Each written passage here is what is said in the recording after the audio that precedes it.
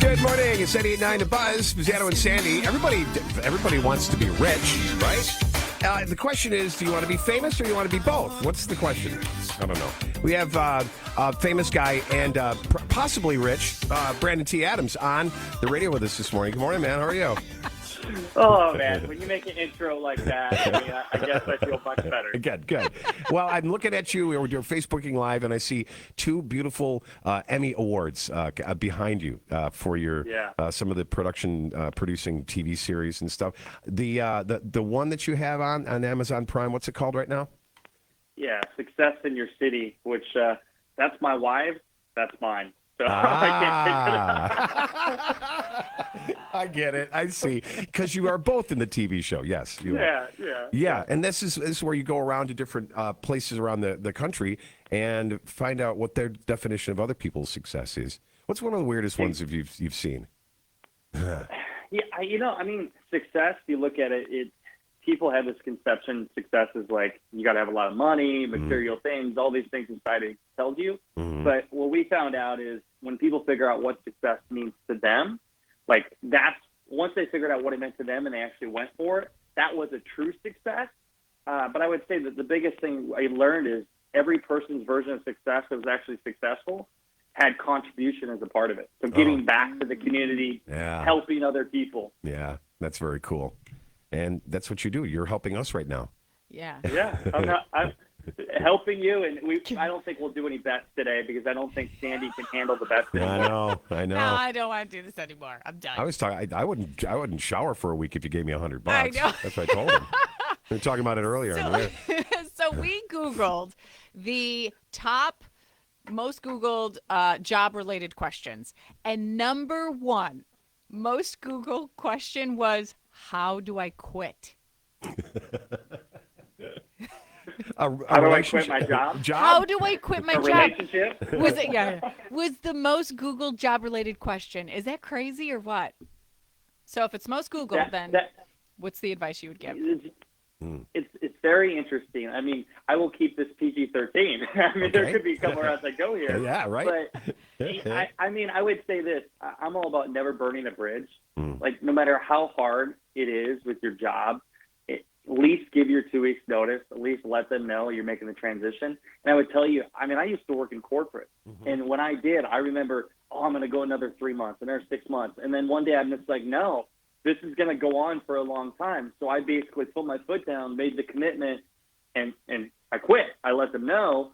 But it's make sure you at least give your 2 weeks notice, and make sure in the last 2 weeks you don't drag. Like, you literally put in the work and make them like see, okay, this person's got integrity. They left, but they left on a good note. So that's the first thing. Like, don't burn a bridge because you never know when you have to go over that bridge again. Right, exactly. You know, being in the corporate world, you've probably seen this. When you see people leave your job, other employees, and the management puts out the memo, you can tell what level they were at. It's like so-and-so is no longer with the company, period. That's one level. Done, sign. Right?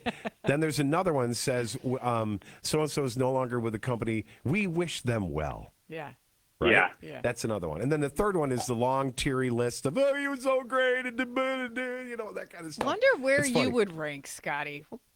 What length email would Scott be? I'd probably be... I would have a dinner for him. All right. Okay, that was number one, top most Googled question, how do I quit? Second most Googled question was, what should I do? That was like a lot of people are confused. Yeah. Like, what makes me happy? What should I do? What advice do you give them? So there's three things here. One is, what do you enjoy to do? Because if you're going to go get a job, like, at least enjoy it. So find something that is, you're going to like it somewhat. Don't just do a job for the money. That's the first thing. The second thing is look and evaluate your skills, your knowledge. What is your specialized knowledge? What do you know about? What's your background and experience? Think about that, write it down, and think, okay, how can I utilize these talents for a job? Which, if you have the right talents for the right job, you'll get paid more. And the third thing is, think of all the people that you have connections with. Think about all your friends or coworkers or people you know. Call them, be like, hey, I'm looking for a new job. What do you think would be good for me? Do you have any suggestions? Ask for advice from your friends and family, And C, they might even have a great introduction for you to get in a job, because nothing's better than somebody that knows somebody that says, hey, I'll make an introduction to the CEO, and you basically get to the front of the line. You're going to be a lot more likely to get that job. Yeah, it's fascinating that people tend to not use their network because they don't want to think they need help. You know what I'm saying? Oh, yeah, that's a good point. Yeah. I think the biggest mistake people make is not asking for help. I mean, I ask for help every day in everything that I do. And if you don't ask for help, you're not going to go very far, because you can only go so far by yourself. And when you ask for help, I mean, people want to help. Like, they really want to help you. So do ask, and because it is a big commitment once you get that job. I mean, nobody wants to get in a job that they're going to hate and they're going to dread going to work every day, because that's like a nightmare. That's like going to prison in my mind. Mm-hmm. Well, you know, the mindset has changed about that, too, because I remember growing up, my dad would say, why do you think they call it work, Sandra? They call it work because it's work. Just make the money, hammer out those paychecks, and then have your whatever when you get home. And I'm like, that mindset has shifted so much, hasn't it? It shifted so much. I mean, you guys know my background. I grew up in the ice business, so I worked 80, 100-hour weeks throwing ice and working with my back. And the one thing my father said is, son, use your head, not your back. And that's where I learned, okay, I'm not going to do manual labor the rest of my life. I'm willing to do it, but I'm not going to do it. So then I learned to use my talents and my knowledge and my communication skills to make money versus going to that 9 to 5 and working 100-hour weeks.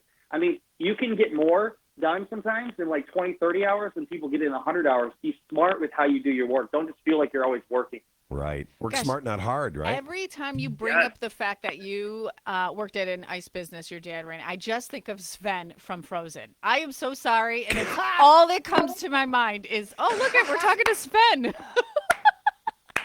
If you really? Do me a favor.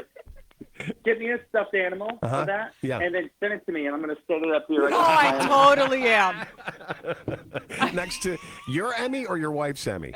Which one? I'll put 2. Great. Brandon, you got some great advice, man. We really appreciate all the help that you give us every week, and we'll see you next Thursday. How's that sound? Yeah, thank you, guys. Thank Brandon you. T. Adams. Let him hawk and any of his social media or websites. What are they called? Yeah, Brandon T. Adams everywhere. Make Okay. it simple. Yeah, all right. Sounds good.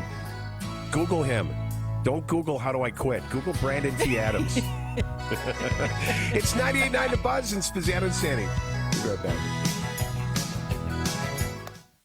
Yay. Did you just commit me to buying you something? I'm cheap. You already know this. And I got to buy you a Sven doll. Very cheap. All right, I'm marking it down.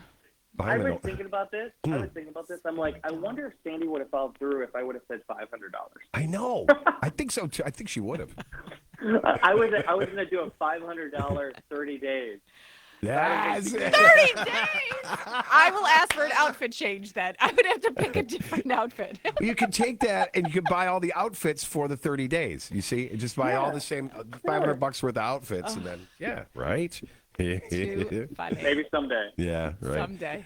All Maybe right. you should send him an Olaf doll. That's It's the whole the family. snowman. Yeah, Anna, snowman. Elsa, I'll buy you a cute little dress, everything.